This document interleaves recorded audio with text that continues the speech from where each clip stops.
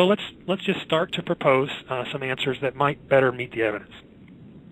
So on the tenants article, I saw a couple of things. I started with the impact zones of the towers because I thought that was interesting that a company called Marsh & McLennan occupied all of the floors in the North Tower where the plane impacted and the fires kind of raged there. Marsh & McLennan was this big insurance broker, financial company.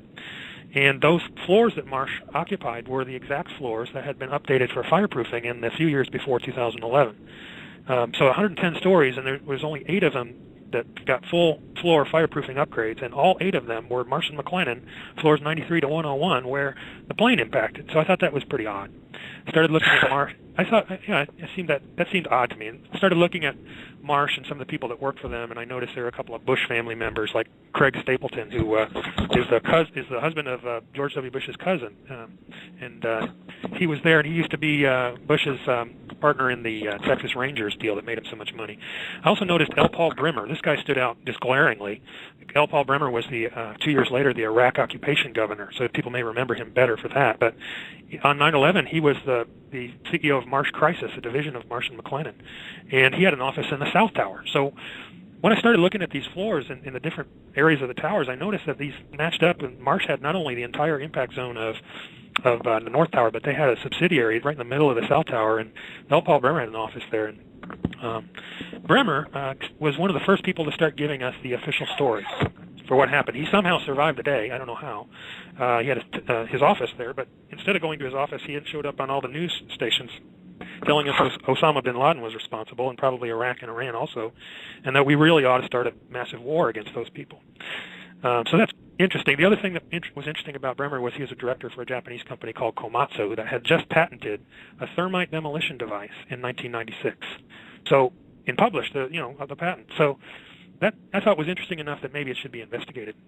Over in the South Tower impact zone, there's a couple of companies that occupied that. One of them was called Aon, and again, Bush's first cousin Jim Pierce worked right there in the South Tower impact zone. He had a meeting scheduled for that day. Then he moved across the street to the Millennium Hotel, and so he survived the day miraculously. There's also Baseline Financial right there in the impact zone. This guy named Joseph Kasputis was really interesting to me because he was very closely related to the Department of Energy, and also just above him was a company called the Washington Group, and they were also very closely related to the Department of Energy and had just purchased a company called Morrison Knudsen that did hundreds of demolition projects for the Army Corps of Engineers. So there are a lot of people in these buildings, tenants in these buildings, that had connections to demolition technology. They had connections to the Department of Energy. They had a lot of connections to the Bush family for whatever reason. And so that's just that one article stands on its own. And then I went to the security design companies and contractors and found Kroll. A lot of people know about Kroll. It's this massive security company that also used to be called the CIA of Wall Street, and for their investigative work. And Kroll designed the security systems for the World Trade Center complex after the 1993 bombing. And the design was implemented by a couple of companies, one of them being this company called Stratisec, that people often talk about, this Wirt Walker, and his being a relative of the Bush family. He's kind of just a distant relative, but he is a very interesting person. Appears to be connected to the CIA, not only through his father, who worked for the CIA and the DIA, but through other circumstantial pieces of evidence. But Stratisec's Walker, he hired a bunch of people from the Carlyle Group, a subsidiary of the Carlyle Group. So his chief operating officer, he took him from BDM International, which is the Carlyle Group subsidiary. And BDM had a history in black projects. So Stratisec is very interesting for all these connections to not only Walker, but Marvin Bush, who was the president's brother, was a director at Stratisec.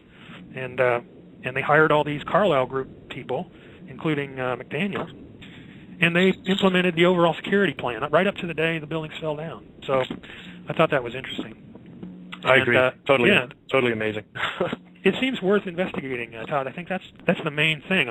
If we have to, we'll go forward and we'll do all the footwork, and we'll make it as painfully obvious as possible that there are a lot of people like these people I'm naming who are at least as suspicious as the 19 hijackers that were named, at least, if not far more so. And they did benefit, and they did have access to the technology, and they did have access to the buildings, which, when explosives were placed in the buildings, those are the questions you want answered.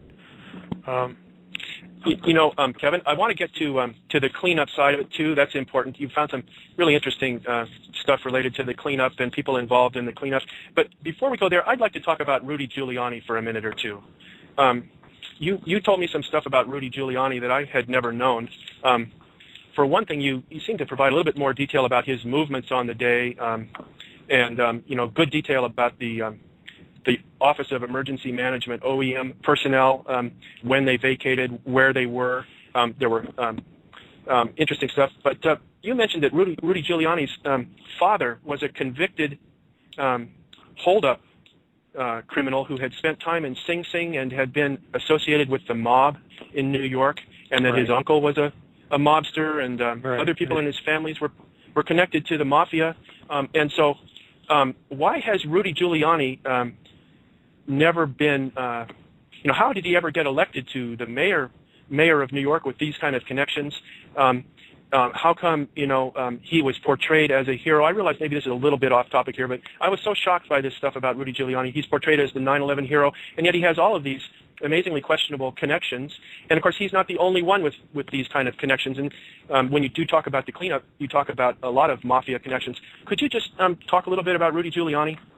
Yeah, sure. The history of Harold Giuliani, who's his father, is I think, commonly known. This wasn't something that I surprised anybody with. Harold Giuliani was this kind of two-bit thug that got put away in Sing Sing for a period of time, and then on Giuliani's mother's side, her brother and Giuliani's cousin were both. There's a good deal of evidence they're associated with the mob, but why was Giuliani then elected as mayor? Is first of all, you can't blame the sins of the father on the son. That's an old saying, and you can't blame the sins of the nephew and the cousin. And it's just a lot of circumstantial evidence, though. For this guy, it's a lot of circumstantial evidence that he does appear to come directly from the mob. Giuliani has a long history with the Department of Justice, though. He worked at the Department of Justice for years. He worked at the Southern District of New York as well. What's really interesting to me about Giuliani is that he worked for the law firms, White and Case, for example. White and Case is a famous old law firm that represented BCCI. Do you know the company, the Bank of Credit and Commerce International, that was said to be the largest bank fraud in history? It wasn't really a bank fraud. It was a CIA world intelligence sort of black ops outfit that financed terrorists and so forth. And so Giuliani, as well as a lot of other characters that were right there in New York City involved in the events, were also involved in investigating BCCI. I mean, Michael Cherkasky, for example, was. He was at the time the chairman of Kroll at the time of 9/11, but he had been previously a assistant DA and investigated BCCI and a lot of other people. So that's what interests me about Giuliani. I get the impression from Giuliani's interview with Peter Jennings on the day of 9/11 that when he went ahead and said, we were told the buildings were going to come down, he admitted that he had foreknowledge in that sense. I get the impression from him that he was not deeply involved and didn't have deep knowledge of the operation itself. He just was told, get the heck out of the way and then shut up, or then play along or whatever. That's the impression I get. But there is another guy very closely associated with Giuliani named Bernard Kerik, who was the New York City Police Commissioner on 9/11 and also considered a hero of the day. And Kerik, he just looks the part of a mobster. He was Giuliani's chauffeur in 1993, but in the 70s, and later he was an employee of the Saudi royal family, as well as an employee of, again, Morse and Knudsen in Saudi Arabia.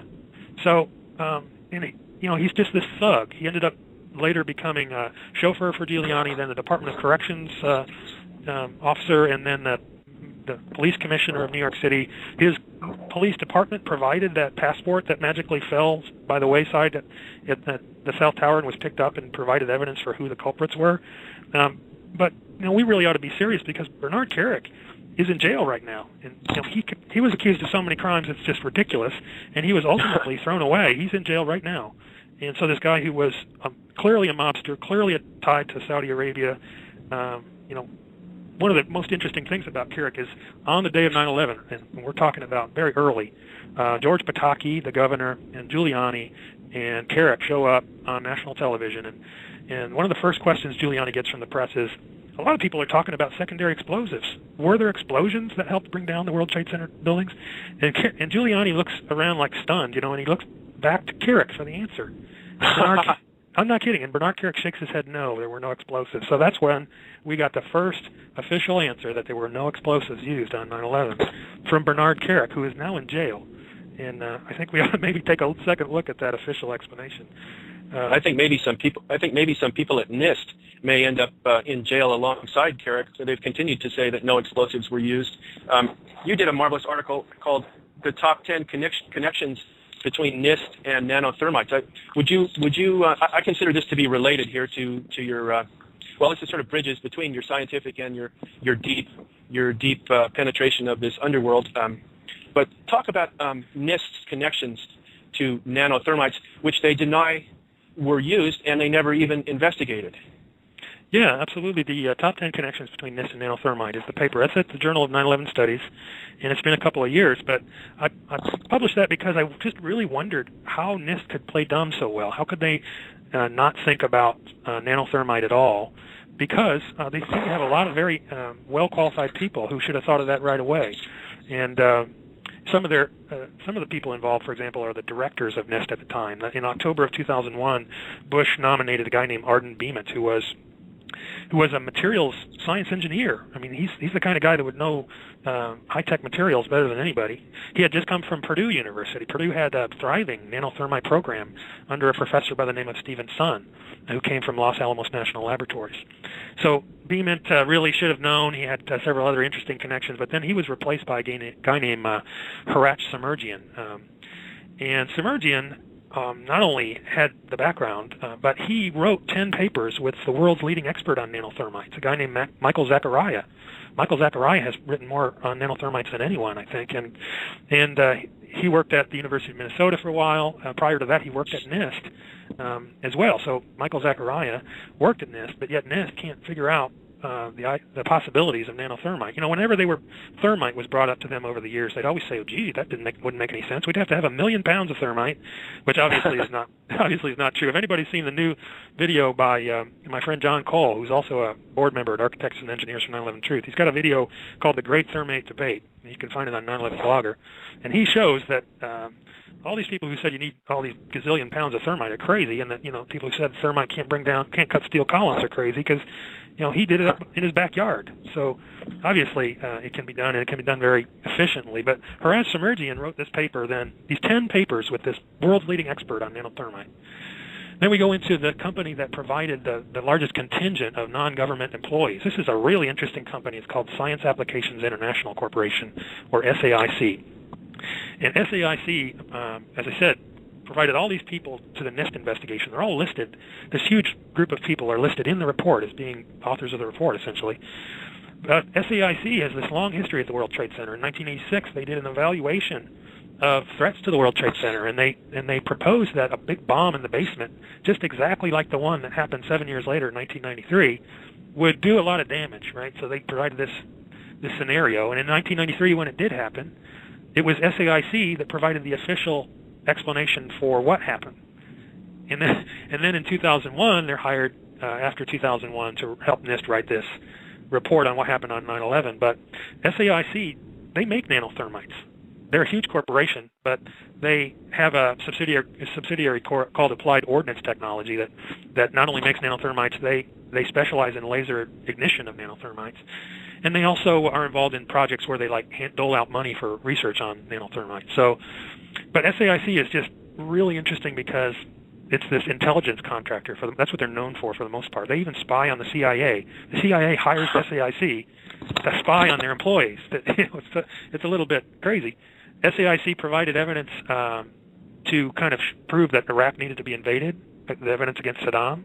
They provided the evidence. They provided the evidence, intelligence evidence, for the capture of Khalid Sheikh Mohammed. They trained the Saudi Navy. They have employees like Robert Gates, who's our current defense secretary. They did. Jerome Hauer, who was the OEM director at the World Trade Center. John Deutsch was the CIA director, and so on and so on.